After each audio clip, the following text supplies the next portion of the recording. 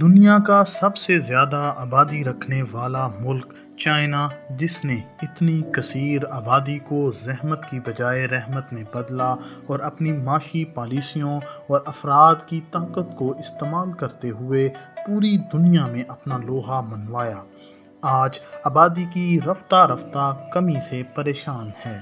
عمر رسیدہ افراد کی آبادی میں اضافہ ہو رہا ہے اور نوجوانوں کی کم ہوتی تعداد چائنا کے لیے مسئلہ بن رہی ہے۔ چائنا کی آبادی پچھلے 60 سالوں میں پہلی بار کم ہوئی ہے اور قومی شرح پیدائش ریکارڈ کم ہو کر ہر 1000 افراد کی آبادی میں سے صرف 6.77% ہو گئی ہے۔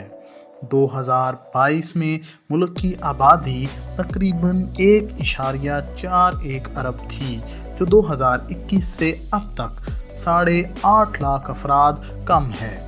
یاد رہے کہ اسی سال انڈیا، جو دنیا کے سب سے زیادہ آبادی والے ملک کے طور پر چین کو پیچھے چھوڑنے جا رہا ہے، اس میں شرح پیدائش 16.42% تھی۔ کئی سالوں سے چین کی شرح پیدائش کم ہو رہی ہے، جس کی وجہ متعدد پالیسیاں ہیں جو اس رجحان کو کم کرنے میں مدد کر رہی ہیں۔ سن 1979 میں آبادی کی رفتار کو سست کرنے کے لیے چائنا میں حکومت نے ون چائلڈ پالیسی کا اعلان کیا، جس کے تحت ہر جوڑے کو صرف ایک ہی بچہ پیدا کرنے کی اجازت دی گئی۔ اس کا نتیجہ یہ نکلا کہ چائنا کی آبادی میں کافی حد تک کمی تو آئی، مگر اس کی رفتار کو پلان کے مطابق بریک نہ لگ سکی۔ اگرچہ 2016 میں حکومت نے ون چائلڈ پالیسی ختم کر دی اور ہر جوڑے کو 2 بچے پیدا کرنے کی اجازت دے دی، مگر آبادی کے سکڑاؤ کی رفتار میں خاطر خواہ کمی نہ آ سکی۔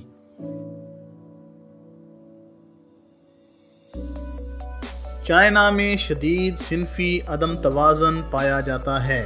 گزشتہ سال چائنا میں خواتین کی نسبت مردوں کی تعداد 3.5 کروڑ سے زائد تھی۔ اس کی بڑی وجہ ون چائلڈ پالیسی اور لڑکے کی خواہش ہے۔ چائنا میں آبادی کی کمی کی ایک وجہ شرح اموات میں اضافہ ہے۔ 2022 میں شرح اموات تقریباً 7.37 فی 1000 باشندوں پر تھی۔ اس کی بڑی وجہ عمر رسیدہ آبادی کا زیادہ ہونا اور کرونا وائرس جیسی وبائی امراض کا بڑھنا ہے۔ دوستو، بے روزگاری صرف پاکستان کا ہی مسئلہ نہیں، بلکہ یہ ترقی یافتہ ممالک کے لیے بھی ایک چیلنج ہے۔ چین کی آبادی میں کمی کی ایک بڑی وجہ بے روزگاری اور کم آمدنی ہے۔ نوجوانوں میں بے روزگاری کی بڑھتی شرح اور آمدنی میں کمی شادی اور بچوں کی پیدائش میں تاخیر کی وجہ بن رہی ہے۔ دوستو، چائنا کو اپنی پھلتی پھولتی معیشت اور ترقی کی رفتار کو برقرار رکھنے کے لیے نوجوانوں اور نئے دماغوں کی ضرورت ہے، اور آنے والے وقت میں ان کی کمی چائنا کی ترقی کی رفتار کو سست بھی کر سکتی ہے۔ اپنی رائے سے ضرور آگاہ کیجیے گا۔